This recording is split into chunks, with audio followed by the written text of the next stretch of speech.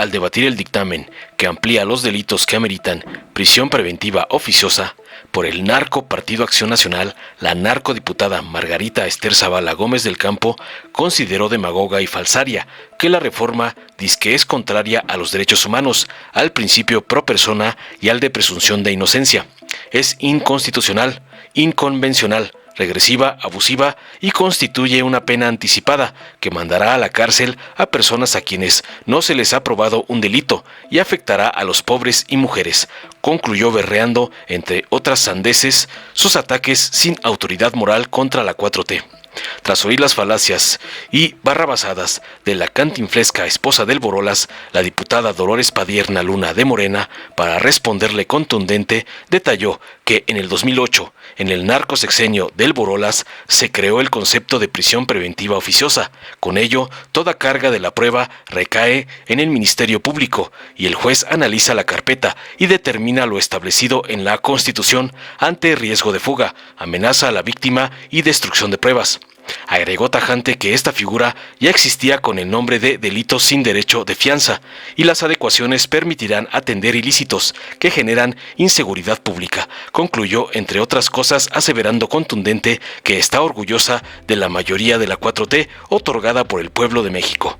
Veamos enseguida cómo la pusilánime esposa del Borolas es acabada por la cátedra de Dolores Padierna por usar las reformas de AMLO para atacar a la 4T, como le mandó su padrote, el narcoampón Claudio X González. Con su venia, Presidenta. La prisión preventiva es medieval y afecta a los más pobres. Alejandro Ope. Técnicamente, lo que están aprobando es mandar a un inocente a la cárcel, a alguien al que no le han aprobado ningún delito. Esta reforma es contraria a los derechos humanos, es contraria al principio pro persona, es contraria al principio de presunción de inocencia. Es por eso inconstitucional, es inconvencional, es regresiva, es abusiva, es una pena anticipada. Y por si fuera poco, a quienes más afecta es a los pobres y a las mujeres. La reforma constitucional que hoy se discute incrementa el catálogo de delitos del artículo 19 para la prisión preventiva oficiosa, pero también remata con un desprecio a la interpretación de los propios jueces al pedir que sea una interpretación literal. Es inútil insistir en el punto de la inconvencionalidad cuando hace unos días presentaban una iniciativa precisamente para quitar el control de la convencionalidad. Es inútil hablarles de lo que dice la Corte si la han castigado tanto, injuriado tanto, pero ahí están las iniciativas. ¿Ustedes creen que violentando el principio de presunción de inocencia, como lo han hecho sin pausa desde el 2019, podrán acabar con el contrabando, con el narcomenudeo o con la defraudación fiscal? ¿Ustedes creen que con la prisión preventiva oficiosa acabarán con la extorsión o con el trasiego de fentanilo y otras drogas sintéticas? Porque cómo les encantan los tipos penales abiertos, que hasta pondrían en peligro a muchos doctores. Miren, cuando vinieron las reformas del 2018 y particularmente del 2019, impulsadas por Morena, el catálogo pasó de 7 a más de 20 delitos. El resultado es que para el 2023 se habían registrado más ingresos de personas a las cárceles que en los últimos 15 años. No funcionó ese incentivo para que no hubiera delitos. Hay estudios en los que se prueba que las mujeres, que los más pobres, son las principales afectadas con estas reformas al principio de presunción de inocencia. 4 de cada 10 hombres privados de su libertad sin sentencia por la prisión preventiva oficiosa se enfrentan a las mujeres, cuando son 6 de cada 10 las mujeres que se esperan años para que siga el proceso. Y todavía rematan con el artículo 19, con su segundo párrafo, para decir que un juez no puede aplicar la perspectiva de género en el caso de esos delitos. Por eso le pido a la Secretaría que lea el segundo párrafo del artículo 19 constitucional, tal como viene en el dictamen. Permítame, diputadas, son tan amables de detener su reloj. Es que no hay secretaria, si gusta yo le doy lectura.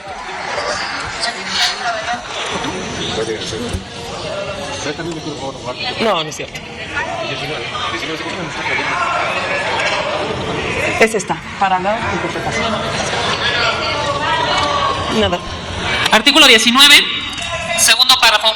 Para la interpretación y aplicación de las normas previstas en este párrafo, los órganos del Estado deberán atenerse a su literalidad, quedando prohibida cualquier interpretación análoga o extensiva que pretenda inaplicar, suspender, modificar o hacer nugatorios sus términos o su vigencia, ya sea de manera total o parcial. Adelante. Imagínense, realmente lo que hacen es prohibirle a los jueces y a las juezas interpretar con perspectiva de género. Esto es gravísimo, es una manifestación de desprecio hacia los jueces y contra la interpretación conforme del precepto, como en su momento sugirió el ministro de la Suprema Corte de Justicia, González Alcántara, del cual ya sé que no quieres oír hablar, porque con dignidad cumplió su función. Es gravísima que ahorita se le prohíba a los jueces interpretar.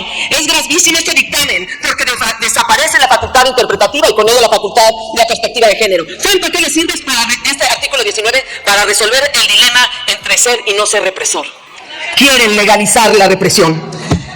Ya hicieron el ridículo ayer en la Comisión Interamericana y en los Derechos Humanos. Ustedes lo que quieren es un juguetito para perseguir periodistas, para perseguir a la oposición, para chantajear a empresarios con defraudación fiscal, sin importar que los más afectados sean los pobres y las mujeres. Lo que quieren es legalizar la represión. Y cuidado, porque también se irá contra ustedes, porque las dictaduras son muy duras con la oposición, pero contra los propios son mucho más crueles. Por eso les da tanto miedo pensar diferente.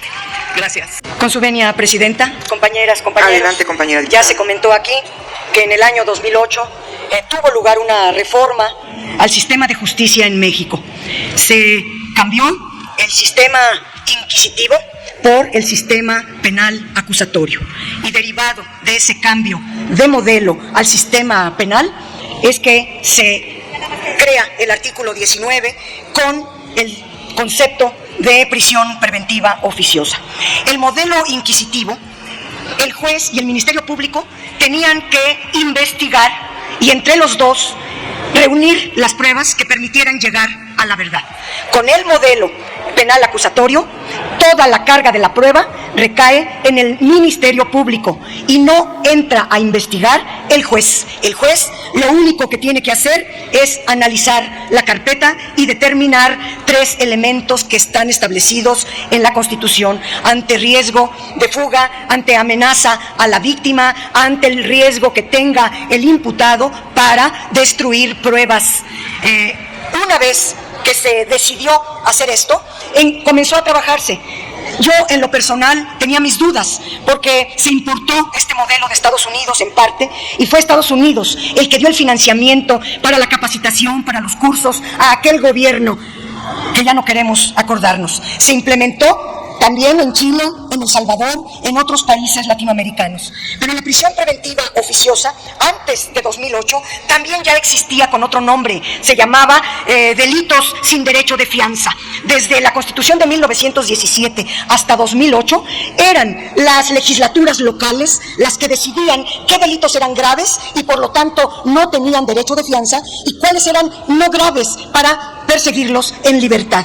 Pero la reforma del 2008, en el artículo 19, sin que las entidades federativas fueran consultadas, dejaron de tener incidencia en la definición de los delitos donde se aplica la prisión preventiva oficiosa. En el 2008 no se dio esta reforma y no se pudo aplicar de inmediato porque había que capacitar, había que construir salas orales, había que capacitar a los policías, a los ministerios públicos, no había ni siquiera abogados, hasta que dominaran el nuevo sistema penal adversarial que pudieran defender. Fue un largo lapso en el cual se estuvo esperando. El Ministerio Público, al tener toda la carga de la prueba, pues necesita también que el juez, con un criterio en favor de las víctimas, actúe en la aplicación de esta prisión preventiva oficiosa si, solo si hay riesgo de fuga. Aquí, por ejemplo, quisiera señalar algo muy importante.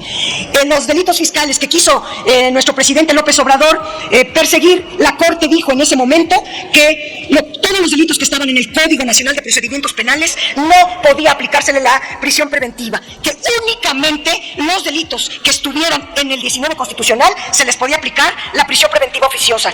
En el 2008 fue la delincuencia organizada, justo cuando pusieron a un narcotraficante en la Secretaría de Seguridad. Pidieron el homicidio doloso, justamente cuando hacían ejecuciones extrajudiciales. Pidieron estar en la Constitución el secuestro, cuando el secuestro se estaba exponenciando porque fue un narcogobierno, el del 2006 al 2012. Y luego, en el 2019, el presidente López Obrador metió en la iniciativa el delito de corrupción, porque no era delito, traían todo un sistema y una faramalla anticorrupción y la corrupción no era delito. Y además el huachicol, porque parte del gobierno estaba coludido con los que robaban los hidrocarburos. Nosotros pedimos el feminicidio y, por ejemplo, la Suprema Corte en aquel momento, por el tiempo, voy a terminar, Presidenta, diciendo lo siguiente. Nuestra Presidenta Claudia Sheinbaum ha explicado los 4 ejes para combatir la inseguridad. La inseguridad pública producida por estos delincuentes justamente del crimen organizado es una necesidad de combatir a través de la atención a las causas que generan la violencia, a través de la investigación y la innovación. Y aquí señalo, la investigación hoy día la tiene el Ministerio Público.